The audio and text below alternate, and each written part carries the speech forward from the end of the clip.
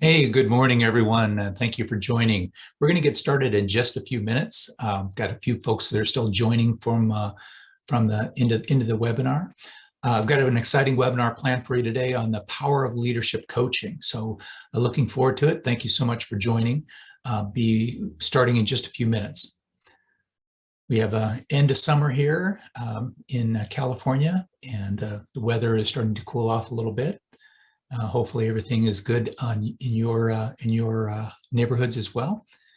No hurricanes that I know of this week, so we should all be good. Anyway, so looking forward to this webinar on the power of leadership coaching. It's all about unleashing your full potential or your ultimate potential as a leader. And really the audience here today is leaders or individuals who are aspiring leaders, could be experienced leaders.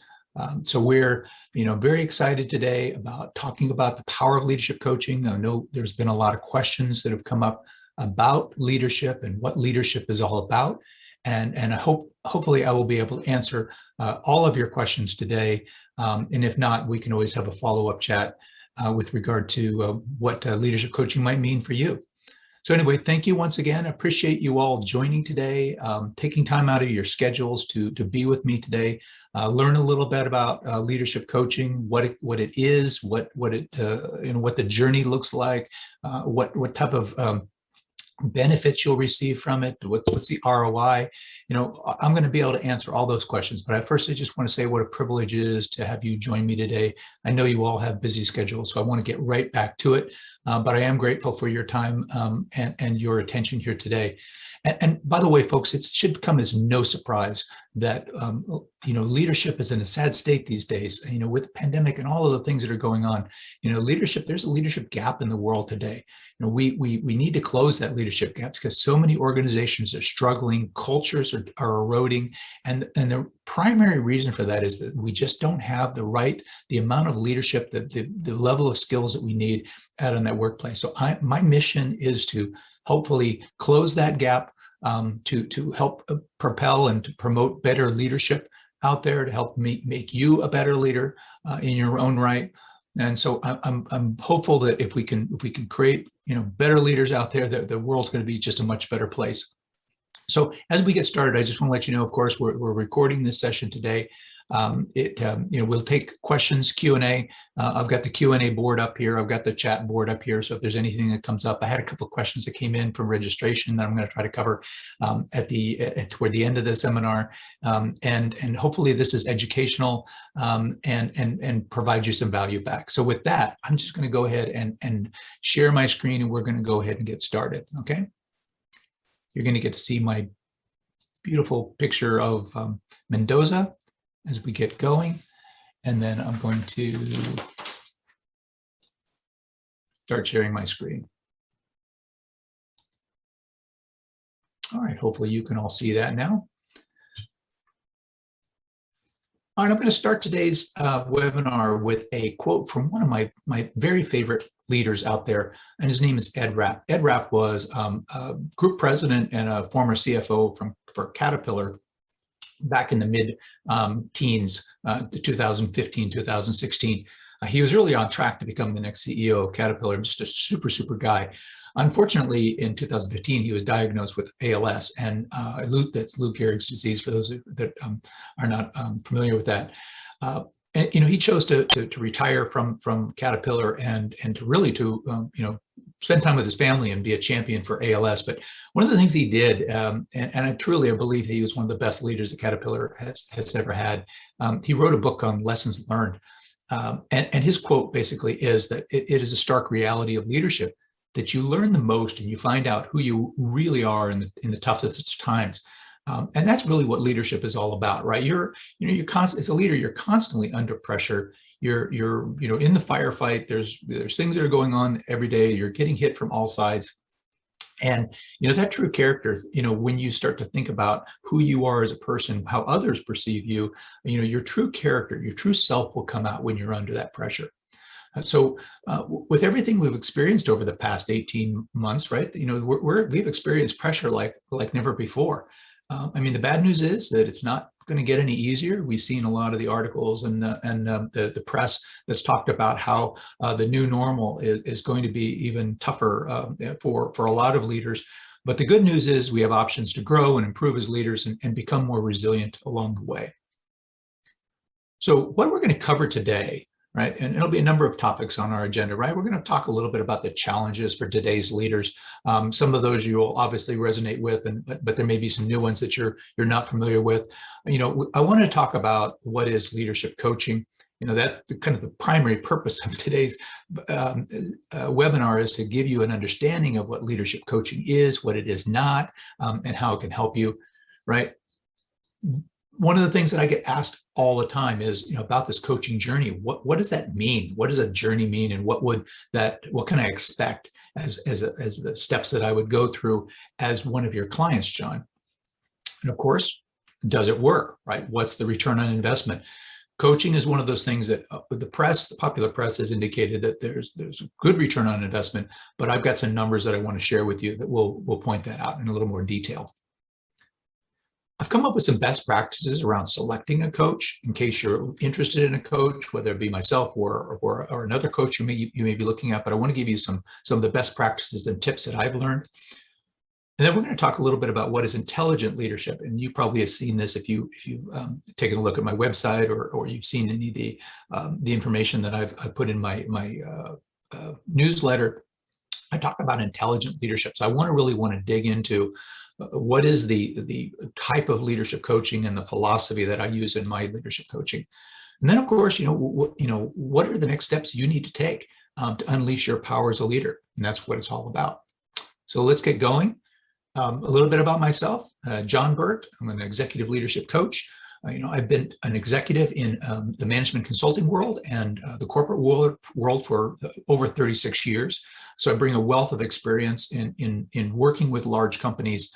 I've worked for IBM for 18 years. I was a partner with PricewaterhouseCoopers before that, and I worked with Ernst & Young as a management consultant. So I've seen a lot of leaders out there. I've seen how they work. I've seen, the very best in leaders. I've seen probably maybe the very worst in leaders, and I want to share some of that experience with you. So I've worked with executives at all levels. So from the C-suite, right, all the way down to the first level managers in a lot of organizations, right. I've been helping them to be able to improve their organizations, to bring about change initiatives, to improve their companies and their leadership and their culture during this time. I've worked overseas for 10 years. I was living and working in the Netherlands, but I've also worked in the Nordics and Germany and the UK and the Benelux. So I've had that multicultural experience, and I'm pretty proud of the fact that I was able to work for that longer period of time overseas and to be successful, be impactful, working with different cultures. And I think that's one of the levels of experience that I bring that maybe other leadership coaches may not have. And especially in today's environment, a lot of organizations have a lot of international work that's globalization that's happened. So having this type of background could be helpful too. I've served in a variety of leadership roles. As I mentioned, I was partner and a client leader for IBM, but I've also been a service line leader. I've been an industry leader. I've had a number of different roles with companies, and consulted to over 40 Fortune 500 companies. And those are the ones that are based in the US, but they're also based in Europe and in Japan and China. I've got really deep experience, and I've had really great fortune in serving so many, in so many senior leadership roles. But I've also in the success I've had in developing leaders within the companies that I work for, but also the clients, right? Creating those strong leaders, creating client value, and building and inspiring those high performance teams. And of course, I did mention before that I'm a master certified leadership coach with Intelligent Leadership Executive Coaching. All right. I mentioned challenges for leaders today, many, many challenges, right? First of all, the war for talent. Before the pandemic, right, we knew that there was a war on talent.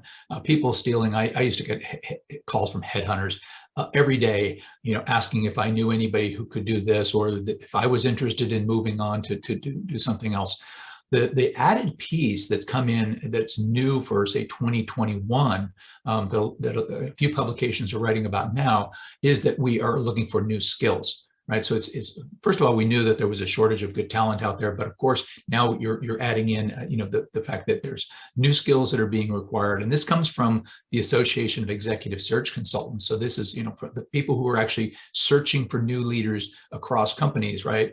They're looking for these new skills, and it's about empathy, it's about change leadership, it's about communication. These are skills, not necessarily the technical skills, but the soft skills that companies are looking for. Right. Another challenge out there for today's leaders is, of course, ageism. We all have heard this, that there's a lawsuit every day for companies that are, firing older workers, right, looking for younger talent. And of course, some of the leaders that are probably on this call and are maybe listening to this on the replay are caught up in this, right? You have to constantly be aware of that this is happening. You have to be honing and improving your skills as a leader. So these older executives are certainly feeling the heat, if you will. Right? Loyalty and engagement are an all-time low. I saw, we all talked about this great resignation that you probably have heard about in the press, right? Well, the loyalty and engagement scores have been low for quite some time. Right. And that's both ways. That's companies toward their employees, and that's employees toward their companies. But now I saw the numbers, and I think it's like 50% of workers are considering leaving their current job to do something else. Whether they start a new business, they start a new career, they just go to another company. But that's a huge number, 50%. So companies are and executives who lead these companies are in a panic right now if they wind up losing all of their really good talent. Right? We have an aging workforce. The number is something like 35%. The studies have shown about 35% of all leadership positions are being held by millennials. So you have the baby boomers that are retiring, and you have millennials that are now taking these roles. And most of these millennials have been reported that they're not getting the type of training and coaching and mentorship that they think that they need in order to be successful in these jobs. So there's a certain aging of the workforce, and of course this is a big problem for organizations, but a problem for younger leaders as well that may need a little bit more help. Over the past 18 months, this is something that's certainly been a DEI. Diversity, equity, inclusion has really come to the forefront. We're all looking for this in the workplace. Many leaders, hesitate to say, but maybe older leaders don't necessarily know how to act and how to act appropriately in the workplace. So there's a certain element within the older workforce and probably even the newer workforce that needs some help in terms of understanding what those next steps are with DEI. Leaders for quite some time have been asked to do more with less, right? There's just not a lot of money around for team building activities or development of people, right? It's all about, the pace of keeping the business running. So many of these leaders, and I certainly would subscribe to this when I was in industry, right? There just wasn't a lot of money around to do the types of things that we needed to do. And now with the working from home, right?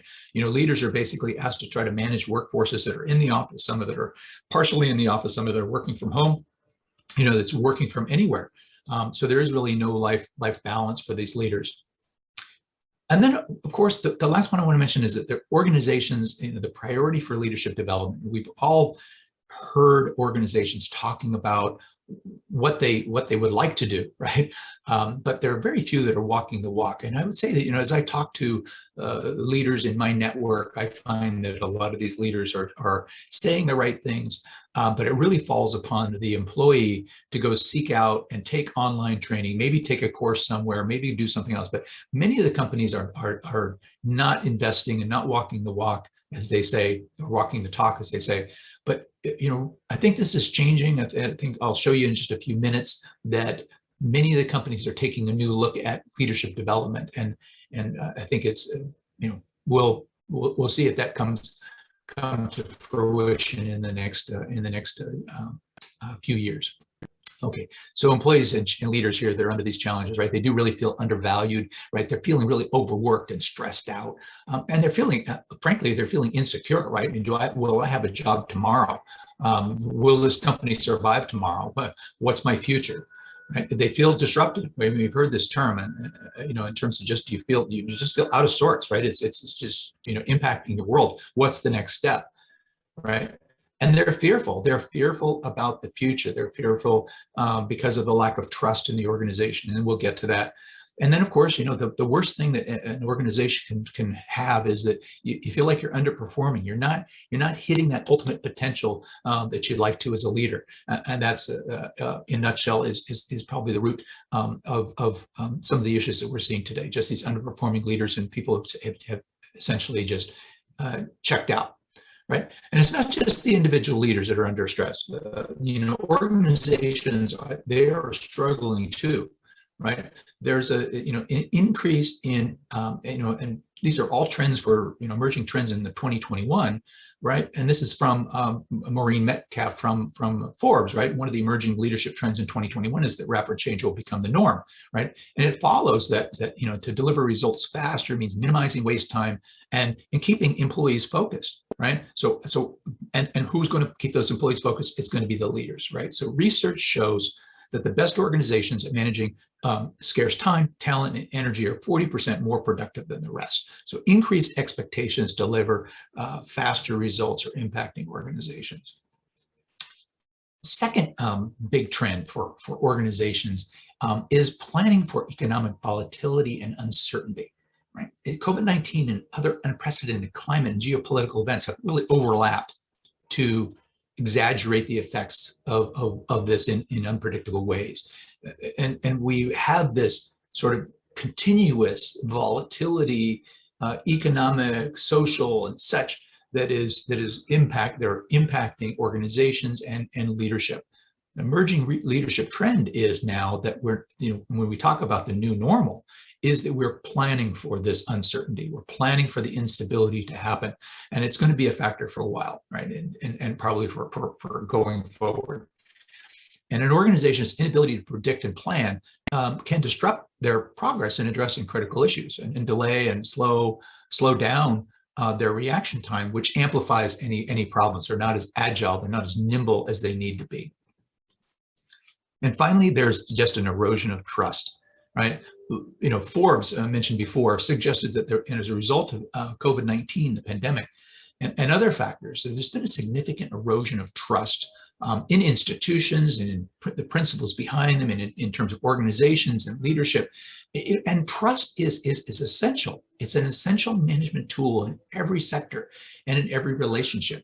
Building and keeping up trust in your organization and with employees is now more important than ever. And so, with the lack of trust, right, we will have difficulties in moving forward. So my old stomping grounds, IBM, there's been some positive signs. I mentioned in their 2021 CEO survey, IBM found that 85% of outperformers, and that's the top 25% of the companies that were included in the study based upon their financial performance. 85% of these outperformance, overall site leadership is critical important to business performance and operational performance. Only 69% of underperformers, and underperformers were the bottom 25% of the participants in the study, reported the same. So there's a significant difference, and the outperforming companies certainly recognize the value of leadership and development of the leadership. Second piece from the IBM study is that outperformers also identifies the sense of purpose and mission as critical to engaging employees at a rate 53% higher than underperformers. So, we talk, I don't know if those of you who read the book with Simon Sinek, but he talks about this why. And I really have embraced this theory that People need to understand and be connected to that purpose and mission. Their own purpose and mission needs to connect with the company's purpose and mission for them to be at their performing best. And it's something that I always used to deal with when I was a leader. I needed to understand what my clients' purpose was. What was the mission statement that they were trying to get their employees to embrace? If I felt it was inauthentic, I recognized that the program was going to have some issues or potentially was going to fail. Those that had a really inspiring mission, everyone within the project team or within the company was on board and wanted to go out and just do. It was fantastic, right? So connecting those employees to the mission and purpose of the organization is a key responsibility of leaders. One last thing, I mentioned this Association of Executive Search Consultants, right? That they said that the number one topic that CEOs and boards are discussing with them today in their hiring of leaders is that they want people who can drive change, right? That's 70% of the discussions, or 70% of the CEOs and boards are looking for individuals, looking for leaders who can help them to drive change, right? Through crisis and organization, through the crisis, organizational leaders have seen where they have gaps in their business models, and this relates back to the IBM study, right? These organizations recognize that leadership is the issue, and they need to do something about it. But you can ask the question, are leaders prepared right now for this new normal in terms of what's coming at them? In a recent study by MIT Sloan Management review, they surveyed 5,000 top business leaders, right? They found that 12% are feeling that the leaders in their companies and their organizations have the right mindsets to lead them forward. 12%, that is an amazingly low number. 40% agree that building up robust leadership pipelines to tackle demands of today's digital economy. This is another huge number with regard to the importance of leadership, and companies are starting to recognize now that they need to build that robust leadership at all levels within the organization, especially at the top, and they need to be investing in it. Right. And then 10% strongly agree that the organization has the leaders and the skills right now, right? So that means that there's a huge gap in terms of where they need to be for the future, right? And so leadership, I think, hopefully I've made the case that leadership must transform. Okay. So now we move into this area of executive or leadership coaching. There's been a number of articles that are out there right now, studies and publications that are tapping into this area of leadership coaching and executive coaching and the one-on-one high-touch type consulting coaching, and how important that is. You see these very significant publications here: Entrepreneur Magazine, Forbes, the Society for HR Management, Harvard Business Review, Portland. And you could find tons of them out there, right? You just go out to LinkedIn or Harvard Business Review or any of these large publications. You're going to find people writing about the benefits that they're seeing now from executive coaching. I saw a study from the Center for Creative Leadership recently, which basically said that companies now are seeing leadership development, leadership coaching as one of the primary leadership development tools in their toolbox for their organizations. So executive coaching has become one of the key, if not the most important tool in the toolbox. It is important. It is something that is working within companies. So a little bit about executive coaching as we would define it, right? The International Coaching Federation defines coaching as partnering with clients in a thought-provoking and creative process that inspires them to maximize their personal and professional potential. Right? I mentioned something about reaching your ultimate potential. So I really believe that coaching is there not to pour something in, but to let something come out, right? To help inspire you to take advantage of the skills that you already have, the gifts that you already have. Look at the gaps that you have and what those gaps might be blocking you or preventing you from doing, and to work on those elements. But it's about partnering with your clients. It's just a super definition here for what executive coaching is.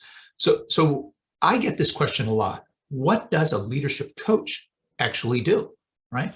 Well, the leadership coach, they're helping the leaders to discover, clarify, and align with what they want to achieve, right? You might think that this is pretty straightforward, but many of the leaders that I talk to don't really know what exactly they're trying to achieve. They know that something's missing. They know they could be doing better. They know that there are gaps in their performance, or they're not leveraged, or they're not getting the impact that they want, but they need some help to clarify what their goals are.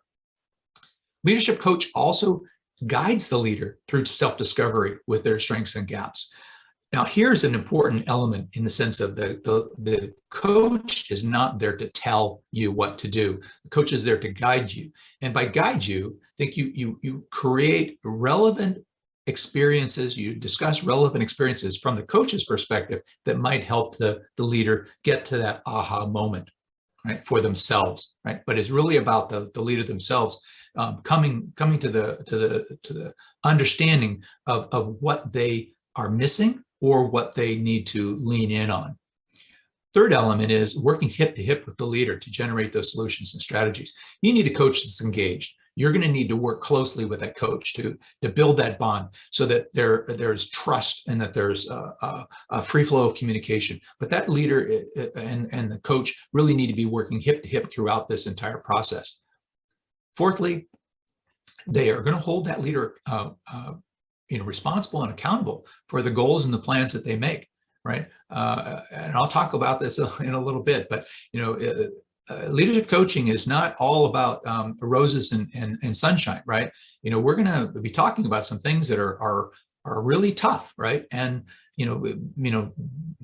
there's a tendency for leaders to get very busy and to want to put stuff off if it's not providing some immediate benefit to themselves and to their company. But it's really about holding leaders responsible throughout the entire process. And fourthly, right, it's about empowering the leader to become the leader they must become. So we always talk about the things what you want to do, but when you think about the experience of leadership coaching with a lot of companies, and organizations, it's about what leaders do they need to have? What leaders must be there in order to propel it toward its mission and purpose and the strategy that they develop. So a lot of cases, people have asked me, well, and there's just a misconception about how executive coaching differs from, say, consulting, which is what I did for many, many years, and mentoring and life coaching and therapy and all of these other, everybody out there calls themselves a coach. So what is leadership coaching? What is executive coaching, John? And so I wanted to try to draw some distinctions here. So in consulting, my prior life, the focus really was about the business. It's about the business structure and the operations and the model that they had. The context was typically organizational or structural in nature. And I would be asking the question, what's causing the problem? What is the root cause of why the organization or the structure is not working? So you can get in as a consultant, you're trying to fix that root cause. So I'm asking the 5 whys. And the aim is to fix a problem. And in many cases, people say, "Oh no, consulting." But largely, they're looking outside the company because they need to fix a problem that they don't have the resources inside the company to be able to fix. Right. So that's consulting. There's life and therapy, and think about this as like the Tony Robbins type of thing, right? There's a focus around an individual's feeling. Somebody's feeling like unmotivated. They're feeling sad. They're feeling depressed. So the context is typically around trauma or emotions that the person is trying to deal with, and they're asking the who, what, and why, and when, and trying to get at what was the cause of that particular trauma or upset that's got that person feeling down or not feeling as motivated or thriving as what they want. And the aim is, of course, to overcome these feelings. And I'm overgeneralizing a bit on this, but I wanted to really draw the distinction between a seminar you might go to where they're all about getting you riled up and emotionally charged up, and then a week after you've gone to it, you're back to where you were, right? Executive coaching is going to be different, right? So executive or leadership coaching, the focus here is on the leader, right? On the individual or the group of individuals that may be leading an organization. The context is about the mindsets that you need to have. Now I'm going to talk a little bit about this, right? But the behaviors, right, are driven by your thoughts and emotions, right, which are driven by your character, values, and beliefs, right? So the mindsets that you have are what channels your inner core to the outer core. But the context is around these mindsets, context is around the skills that you have to have, And I'm asking you what must be in order for you to be impactful. What skills do you need to have? Where do you need to be as an individual, as a leader, to be able to have the impact that you must have? And the aim here is to unlock your potential, right? We're not there to solve all the problems, right? We're not there to get into a deep psychological discussion. We're there to help you unlock your potential as a leader and be the leader you must become. Hopefully that clarifies a little bit about what executive coaching and what it is and how it differs. So who benefits from the coaching? So you have a range of different types of individuals that might need coaching, right? You have people who feel stuck or unnoticed, right? Somebody might have been passed over for promotion and is looking for an answer as to why they didn't get that job, right? What skills or what competencies are they missing? I have a number of friends that have joined new companies or new organizations, right? They're just getting themselves settled. They don't want to fail. They may need some additional coaching to get started within that company. And a lot of companies are now offering this as a benefit when you start at the company, that you get a coach for the first year that you're there in order to help you get settled in and to be as effective as you possibly can be, right? You might have somebody who's been given new challenges or a new assignment or a complex role, somebody who's stepping up into a new role that they haven't had before, right? Where they're managing more people, they're managing a big project, they're going to come under a lot of pressure and they need some new skills to be able to be effective. You might have somebody who's transitioning from a sole contributor role toward a new challenge of leading a team. I have a number of clients that I've worked with that are moving from this subject matter expert sole contributor role, and all of a sudden they manage a team and they need to be effective in leading those teams. You might have a leader that is already high performing but wants to take it to the next level. One of the individuals who's gone through the Intelligent Leadership Executive Coaching Program is Steve Jobs.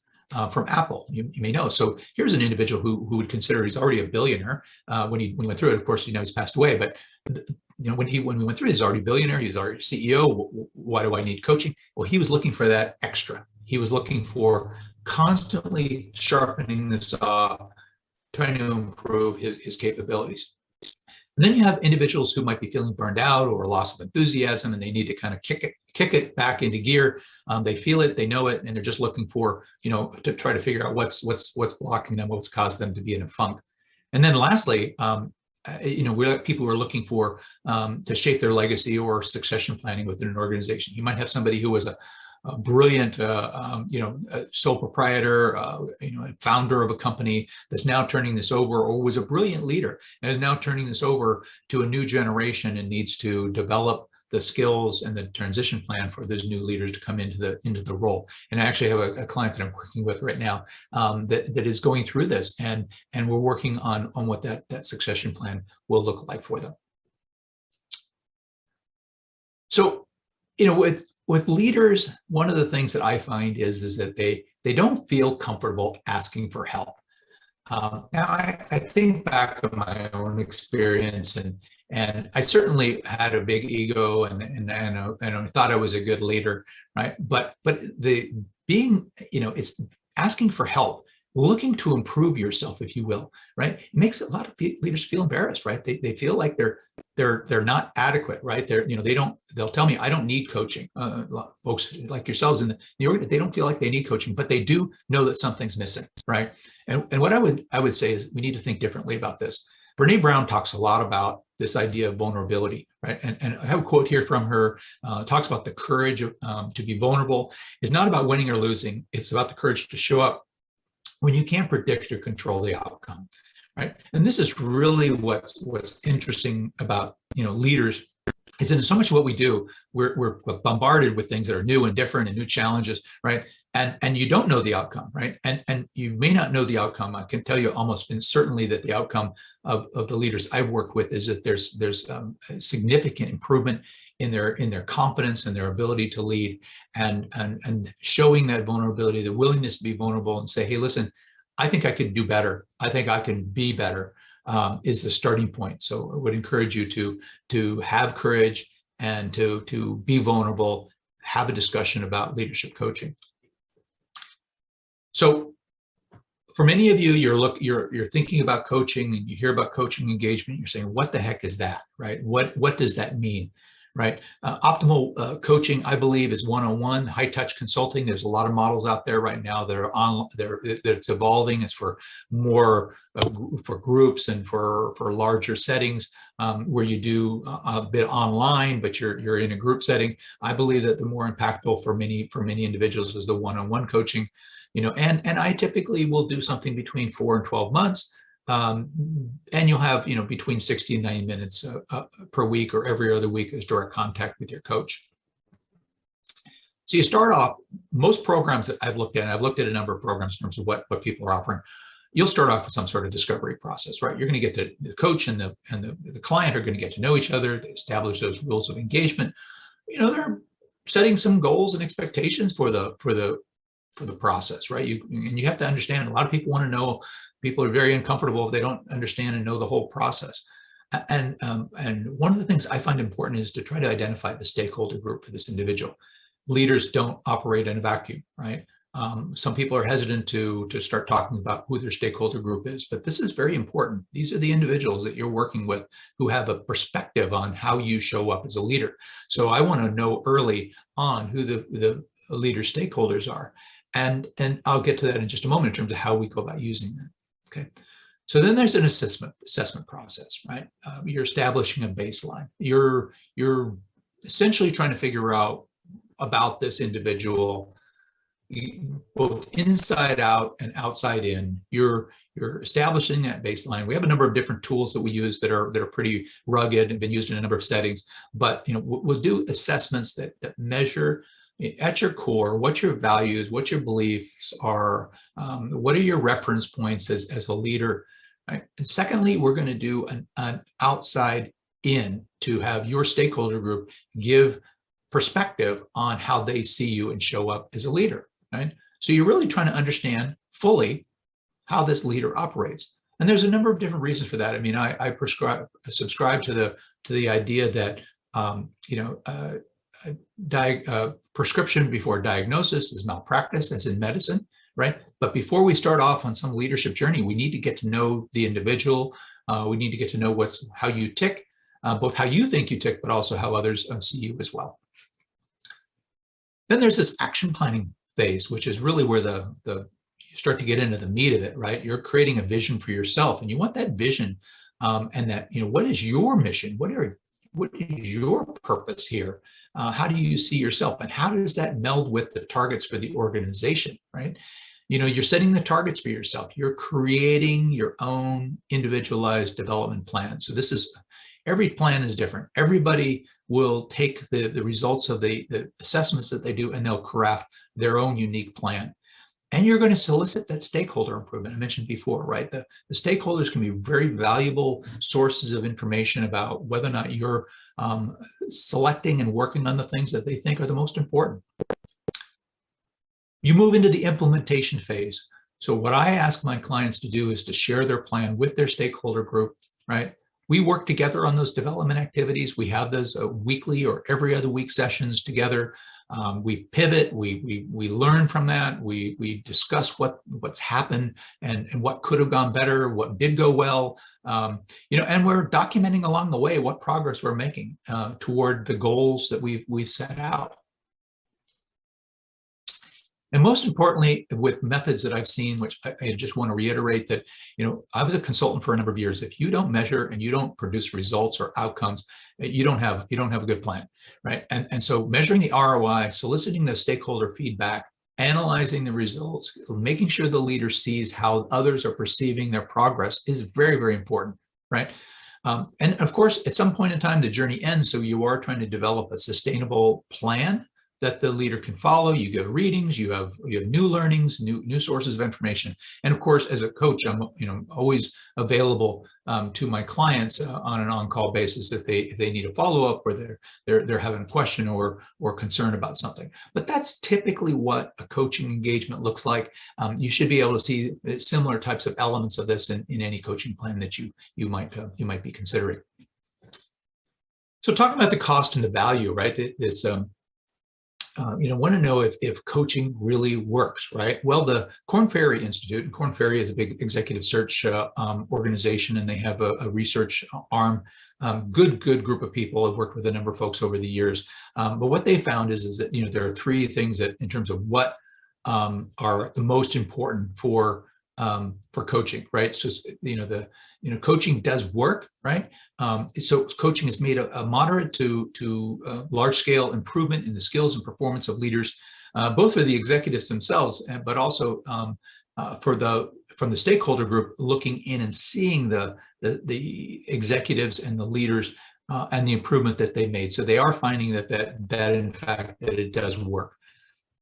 Secondly, the coachees, the client, the leader that's gone through the coaching, they rate higher. Now, some might say, well, that makes sense, right? You're investing in your A players, you're investing in your B players. You would expect them to be the ones that are rated higher, right? So the individuals that are experiencing the coaching are receiving higher performance rating.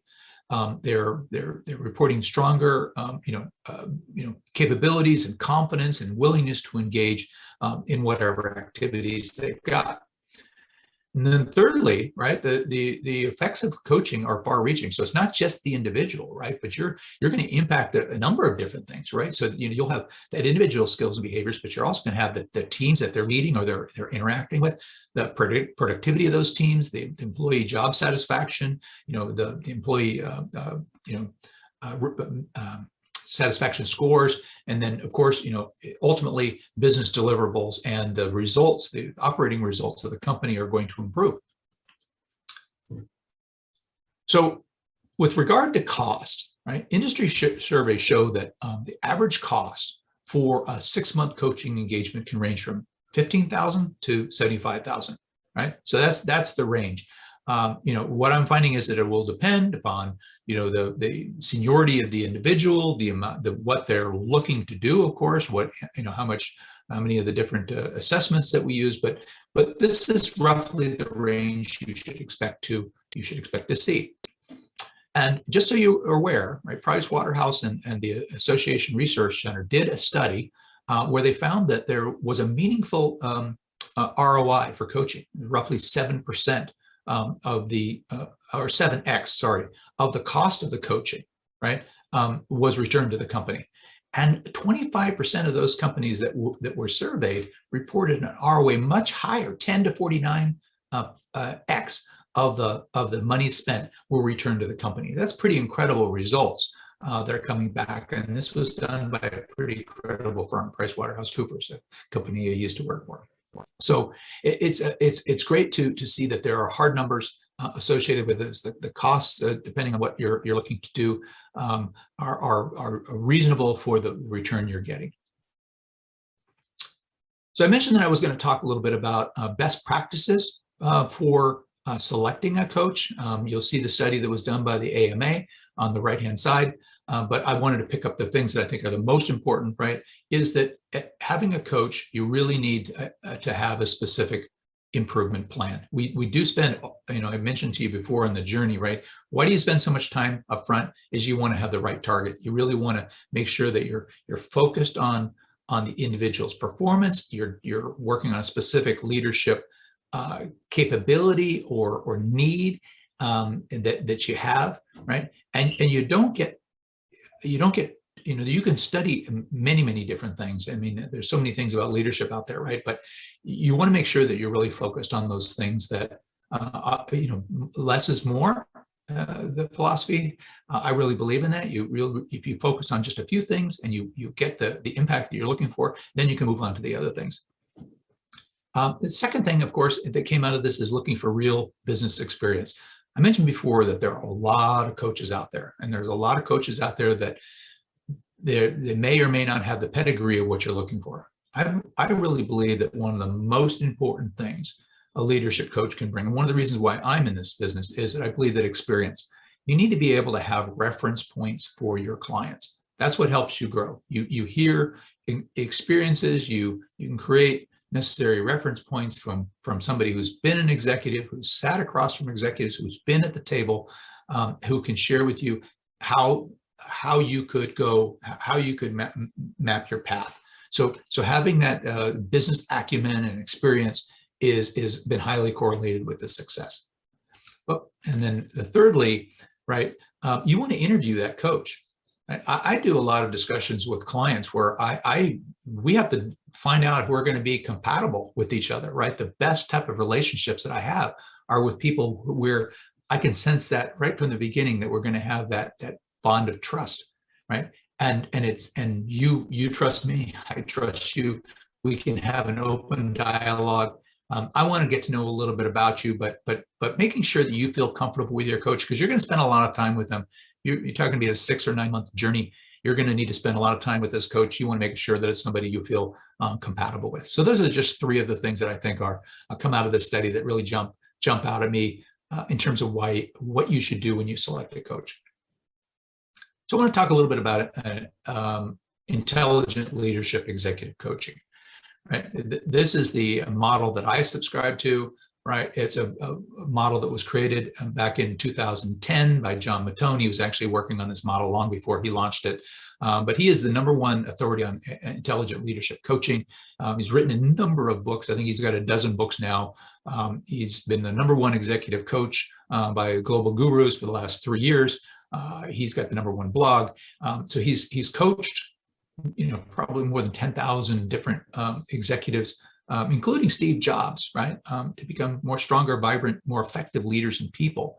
Right? The ILEC method has been proven, right? It's a proven philosophy. The systems and tools are there. So we talk about the science and the art and science of coaching, right? But it's really proven to work, and the statistics are good in terms of the ROI that it's delivering to clients. So, in addition to, the work that he's done with senior executives, and ILEC coaches, right?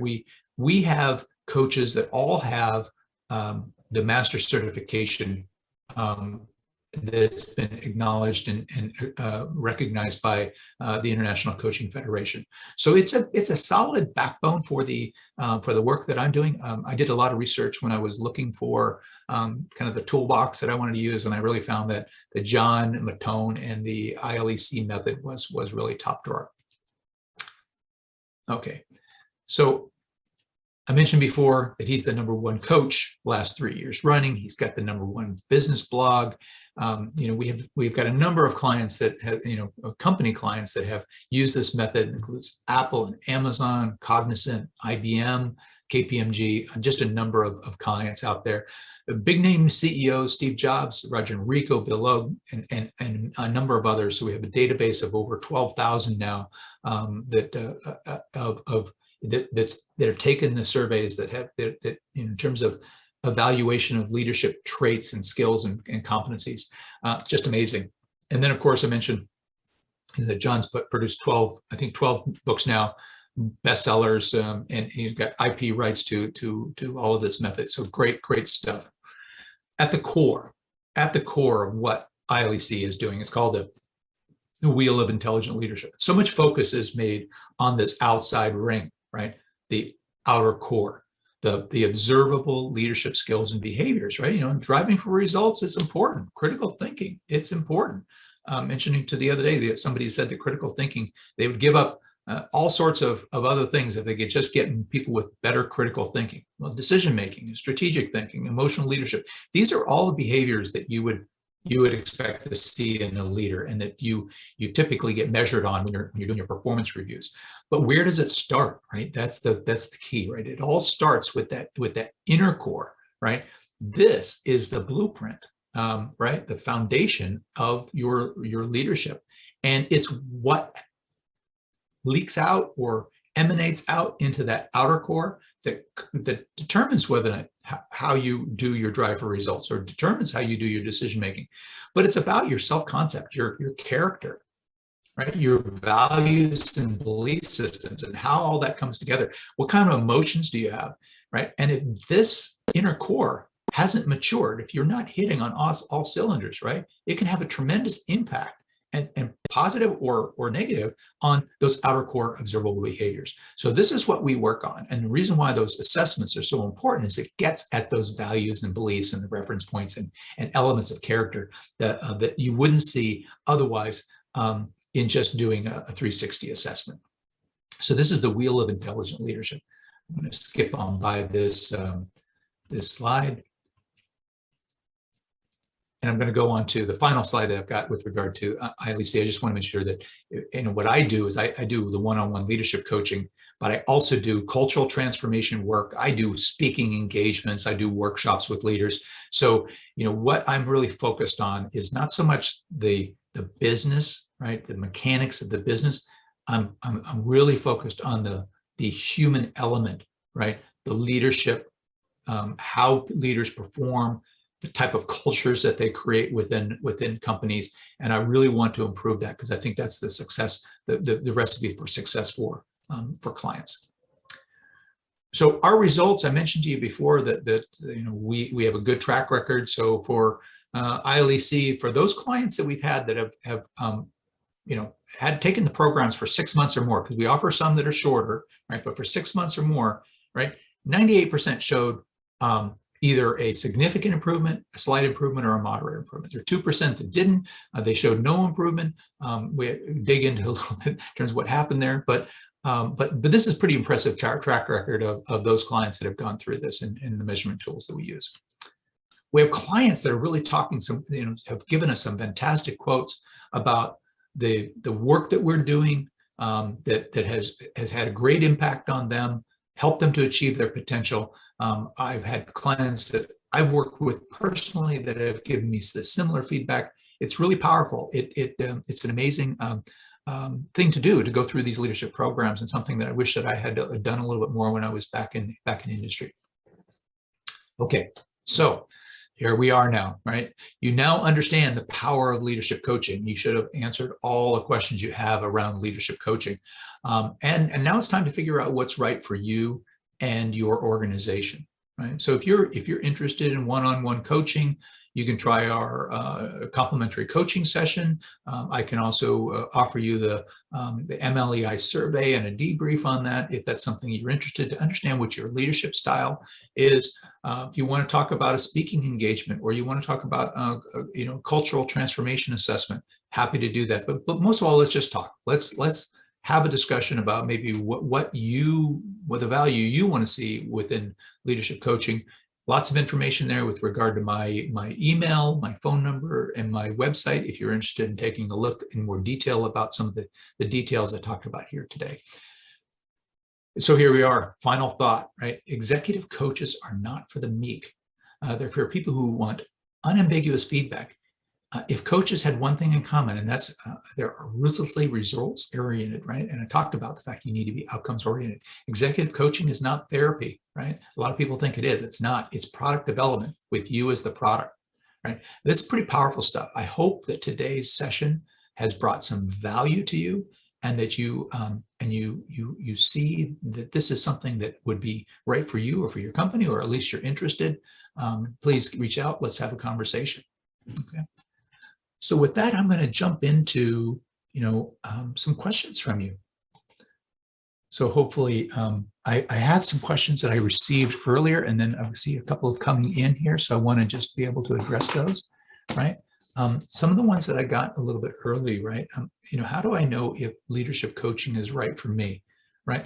Well, hopefully having gone through this webinar, you have learned a little bit more about what leadership coaching is about, what you can expect.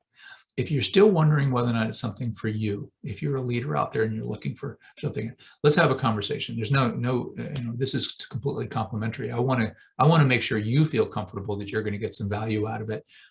And we can have a conversation and figure out whether or not if it's for you or for something in your organization that you're thinking about. I'm happy to discuss it with you in more detail. So please reach out. And then what type of leaders should be coached, and then what type of leaders should not be coached?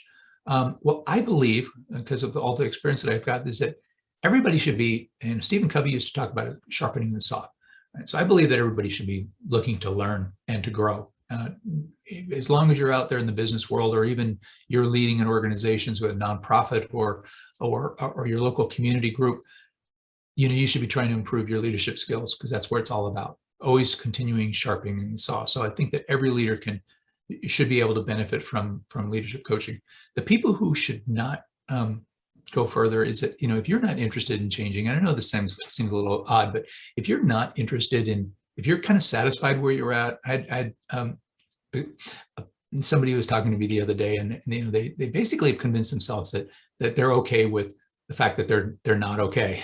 And I think you need to reach a point in a stage where you feel like, hey, I'm ready to move forward, and I'm ready to take a leap. So what I would say is that if you're happy where you're at, there's no need for leadership coaching. Although I think the people who are in your team would probably be disappointed that you said that. So think of yourself not so much as just whether or not you as an individual, but do you think your team and your organization could benefit from it?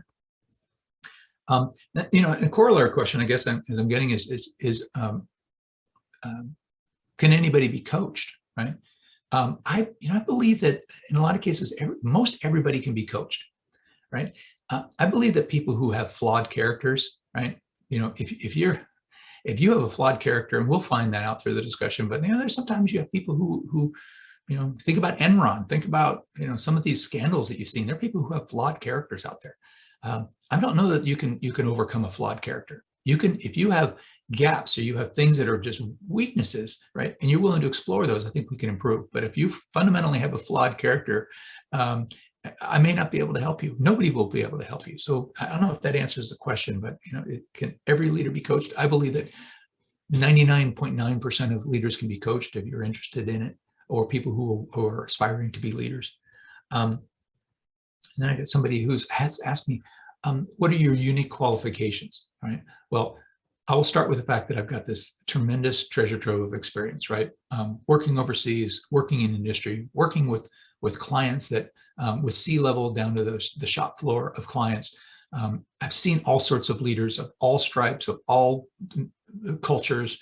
I think I've seen everything that there is to be seen out there. So I bring that experience, and I can share those reference points and that with you as my client. So I think that's the starting point. I think that there's hopefully you feel this in my webinar today, that I really have a passion for this. I've always enjoyed helping people step up and helping people to improve on my teams and my clients. I've always been very people oriented around that to make sure that we don't get wound up in all the technology that we're implementing, but we're making sure we're bringing people and organizations forward. So the passion is there to help you to want to make sure that you achieve. And then thirdly, I think that I've mentioned before, we have just this, I spent the time to curate this amazing set of tools and assessments and process that we go through. So we're not just winging it, right? I've got a stepwise process that we'll go through that will help you to discover who you are, build your plan, and execute your plan. You have nothing to worry about there. I think that's something that the science piece of it, totally rock solid. So those three things, I hope that you feel inspired to want to pick up the phone or to send me an email and let's have a chat. I want to share with you my passion. I want to share with you my knowledge and my experience, and help you to achieve your best. So unleash that ultimate potential I mentioned before. So I'm just checking. I don't see any additional questions in the chat. So anyway, thank you again for joining me today. Hopefully this has been valuable to you. I've certainly enjoyed it, and I hope that you'll want to have a further conversation and to improve your leadership capabilities. So with that, I'll give you the rest of the day back, and hopefully you enjoy it, and I'll speak to you soon. Thank you.